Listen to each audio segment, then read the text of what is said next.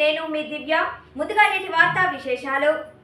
కలిగిరి తహసీల్దార్ కార్యాలయంలో ఓ రైతు ఆత్మహత్య యత్నానికి పాల్పడిన ఘటన స్థానికంగా తీవ్ర చర్చనీయాంశంగా మారింది.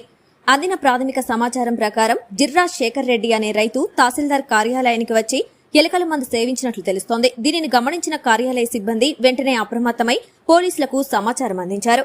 ఘటనా స్థలానికి చేరుకున్న కలిగిరి ఎస్ఐ సమక్షంలో బాధిత రైతును 108 అంబులెన్స్ లో వింజమూరు ప్రభుత్వ ఆసుపత్రికి తరలించారు.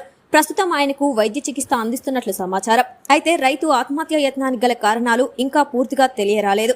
భూ సమస్యలు, రెవెన్యూ సంబంధిత అంశాలు లేదా ఇతర వ్యక్తిగత కారణాల నేపథ్యంలో ఈ ఘటన జరిగిందా అనే కోణంలో అధికారులు విచారణ చేపట్టినట్లు తెలుస్తోంది. ఈ ఘటనకు సంబంధించిన పూర్తి వివరాలు తెలియాల్సి ఉంది. రైతు ఆరోగ్య పరిస్థితి, ఆత్మహత్య యత్నానికి దారితీసిన కారణాలపై అధికారిక సమాచారం కోసం వేచి చూడాల్సి ఉంది. ఎంకే ప్రైమ్ న్యూస్ కోసం కలిగిరి నుండి ప్రత్యేక కథనం.